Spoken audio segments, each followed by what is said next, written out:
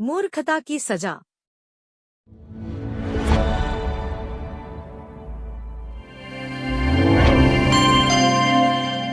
एक बार की बात है। एक जंगल में एक गधा घूम रहा था। अचानक उसने कहा, वाह, घास कितनी सुंदर लाल रंग की है। पास ही खड़े एक बाघ ने उसकी बात सुनी और कहा, मित्र, तुम गलत कह रहे हो। घास लाल नहीं, हरी होती है। गधे को यह सुनकर गुस्सा आ गया। वह जोर से बोला, तुम क्या जानो, घास तो लाल ही होती है। बाघ ने शांत स्वर में जवाब दिया। नहीं, घास का रंग हरा होता है। दोनों के बीच बहस बढ़ती चली गई।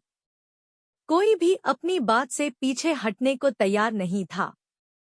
आखिरकार दोनों न्याय के लिए जंगल के राजा शेर के पास गए। शेर ने दोनों की बातें ध्यान से सुनी और फिर कहा, इस मामले में गलती बात की है। इसे 2 दिन के लिए जंगल से बाहर निकाल दिया जाए। गधा जा सकता है। गधा खुशी खुशी मुस्कुराता हुआ वहां से चला गया। बाघ को यह समझ नहीं आया कि गलती उसकी कैसे हुई।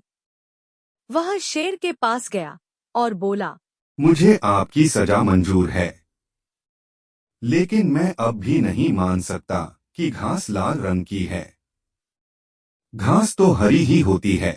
शेर ने बाघ को बीच में ही रोकते हुए कहा, हाँ, घास का रंग हरा ही होता है। मैंने कभी नहीं कहा कि वह लाल है। बाघ ने आश्चर्य से पूछा, तो फिर आपने मुझे सजा क्यों दी और गधे को क्यों नहीं? शेर गंभीरता से बोला, तुम्हें सजा इसलिए मिली क्योंकि तुमने एक मूर्ख के साथ व्यर्थ की बहस में अपना और मेरा समय बर्बाद किया।